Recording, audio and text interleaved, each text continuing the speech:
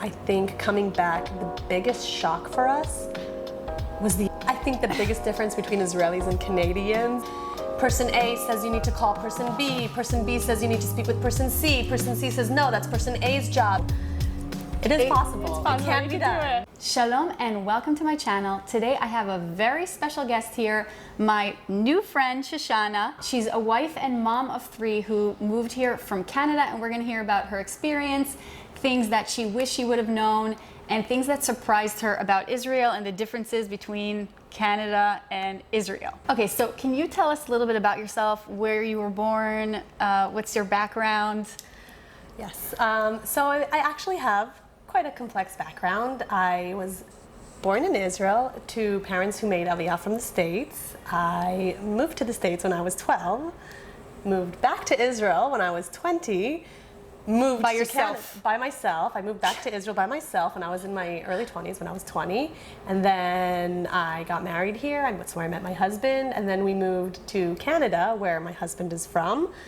And we lived there for 6 years. And then we came back to Israel 6 months ago. So In the midst of a war. in the midst of a war, because we're the crazy people that moved their whole family to Israel in the middle of a war. Okay, so you made Aliyah basically in your 20s. When I came back to Israel, it was actually considered Aliyah as a ktina chozeret, a returning minor, because I had left Israel when I was very young, and I came back after I was 18 years old.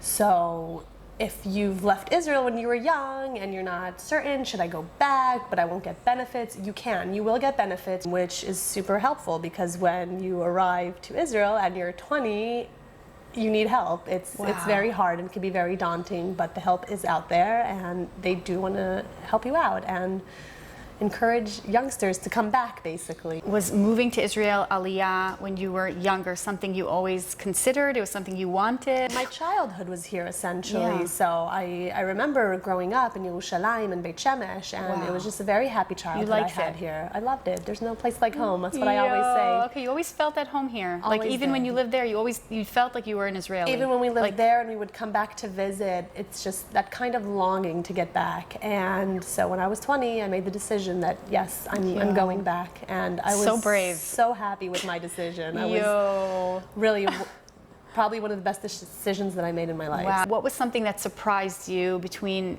moving back here compared to Canada or compared to US, whichever? I think so. When we spent 6 years just now in Canada, and I think coming back, the biggest shock for us was the advancements here. All the skyscrapers that I'm seeing, all the infrastructure that we're seeing that they're reinforcing, and the metro lines and the trains. So you're definitely seeing this big boom happening here in Israel. So what are things that maybe Israelis do that shock you? I think what surprised me the most coming back now during the war is how many more people became either more religious or more closely connected to our faith. Wow. You feel it. You feel it more. You feel it. Wow. You see it more, and that is something that I was pleasantly surprised to see. Moving here with your 3 kids, what's been, practically speaking, the hardest adjustment? Shopping, housing? Okay, so I think the biggest challenges that we face with the kids is specifically probably the language barrier for them. All right. We speak English at home. We always spoke English to them, and so right now I think there's a bit of a learning curve for them. I think that was the hardest challenge so far for the kids, is just it's harder to make friends when you don't speak the same language as them. Otherwise, things that I experienced was obviously like dealing with the Ministry of Education, getting your kids signed up. Because she moved in the middle of the year. That was a big thing. Yeah, I moved towards the end of the school year, and it was a bit of a headache, and I knew it was going to be a challenge. It was a little more difficult than I anticipated. One kid you were able to get into school mid-year, but one kid you had to wait till the end of the school year. My eldest, he's in special education, so that was a bit more complex because he needed vadat charigim and all kinds of approval from here to there. So that was a process that took a little longer with him. You have to do bituach laomi first, and then Ministry of Education, and it just so by the time all these things finished, it was already the end of the year. Well, by the time we even got accepted into everything. It was a month before the new school year. So when the new school year began, he was very excited to go to school. I mean, poor kid was very bored at home with mom, so he was very happy to go. He likes his school. He's thriving. He's doing wonderfully. Thank God. So, I mean, it is a headache, but it was worth it. At the end of the day, it was very much worth it. Now that you're in the system. You're in the system. You're in the system. That's probably Israel summarized. It's hard going through all the hoops and leaps to get into the system, but once you're in, they take care of you. Yeah. That's Israel. Did you notice any differences culturally raising your kids in Canada for those years versus raising them here, or? I think the biggest difference between Israelis and Canadians is the politeness. The politeness is something that Canadians are known for being polite. Right. Even more than Americans. Even more than Americans. Americans are friendly. Americans are very warm, very friendly, but Canadians are super polite. And here you have chutzpah. I feel Israelis tend to be very focused on me, and I think that's part of the chutzpah, you know, as opposed to Canadians are like, oh, I'll wait for my turn, you know.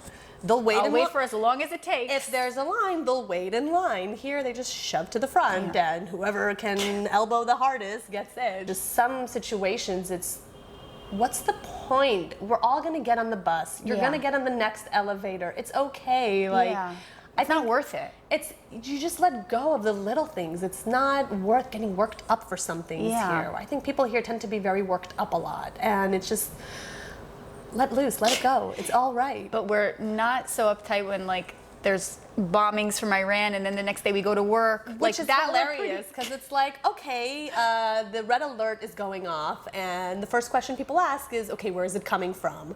Because where it's coming from depends on how I should react. Like, oh, you how react the serious same. it is. For me, if it's a siren, it doesn't matter where it comes from. I have to teach my children, you hear a siren, you go to the safe room, you go to the bomb shelter. Not like, oh, it's just from... Oh, it's just, because they don't know the difference. So my children are young. They're 7, 4, and 1.5. So they need to, you know, you have to practice. You have to set an example. You have to lead by example. So I don't want there to be any confusion because there was a siren when they were in school, and you know they need to follow the protocol. So I instilled that in them. You hear the siren, you go to the safe room. What do you love most about living in Israel so far? Like, what's something that you love?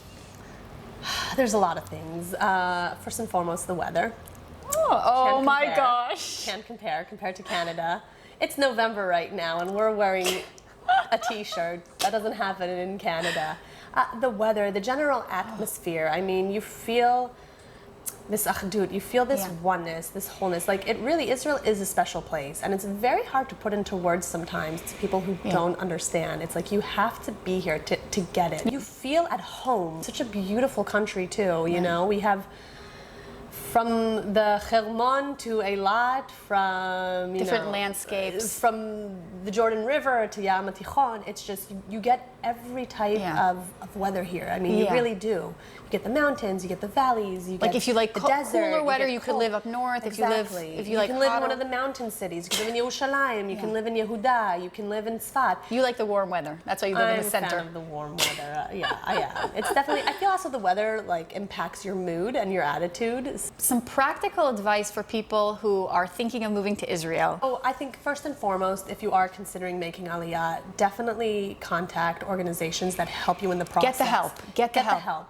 Contact Nefesh B'Nefesh. They will assist you in every step of the way. You wish you could call Nefesh B'Nefesh. I'm not affiliated with them in any way whatsoever, but having someone who can help you and guide you is a big deal. When we came back this last time, we weren't considered olim in any way or shape or form. So you were on your own. We were on our own. We had to do it ourselves. And it could be a very difficult process, A, on your own, B, if you don't have a grasp of the language. Wow. You have to jump through all these hoops, and person A says you need to call person B says you need to speak with person C says no, that's person A's job, and you're just like, you know, going crazy. You took any tips for finding the right schools or community or where to live? Like, how did you find the community? It was kind of like, when you live in diaspora in the States and Canada and UK, your community is a very big part of your life, and you go to shul, you go to Beit Knesset. That's your community. That's part of your routine.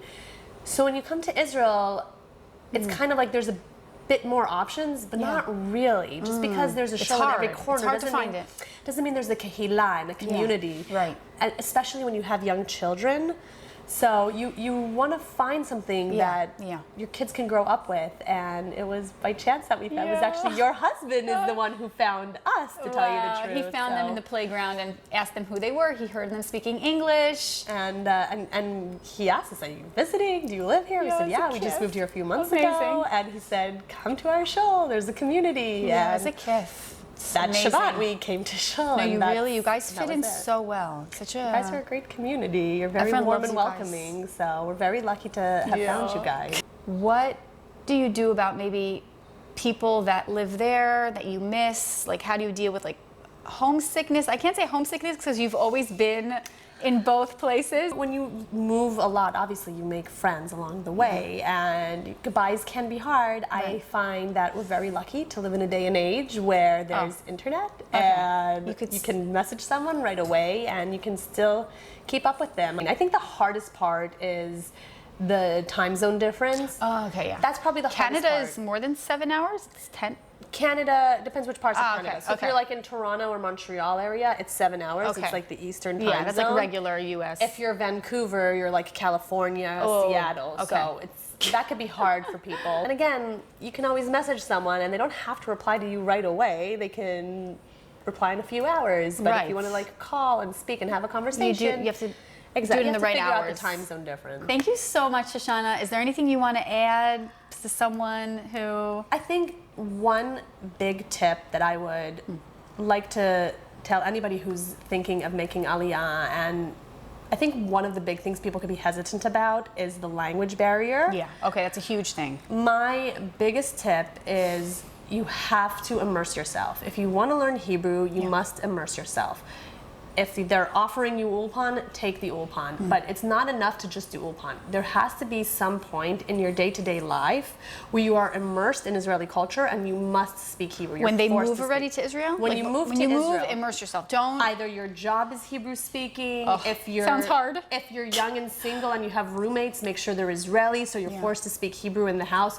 You have to speak Hebrew and not just get by with... You could get by with English if you don't care about learning Hebrew. You have to get uncomfortable. You have to get uncomfortable. You have to immerse yourself in the language if you want to really get a grasp of that language. Youngsters, you're going to go to the army. You'll learn Hebrew there. You'll be immersed with it. Okay. In a job, in a community, you have to really be in a Hebrew-speaking environment in your day-to-day life. I think that is probably one of the biggest things that people are afraid of about making that leap and making Aliyah and coming to Israel. The language barrier. Or coming back to Israel is the language barrier. So it is possible. It can be done. It can be done. Thank you so much, Shoshana. I really appreciate this. So thank you so much for watching, and I hope to see you in my next video. Shalom. Thank you so much. Yo, alufa. Alufa.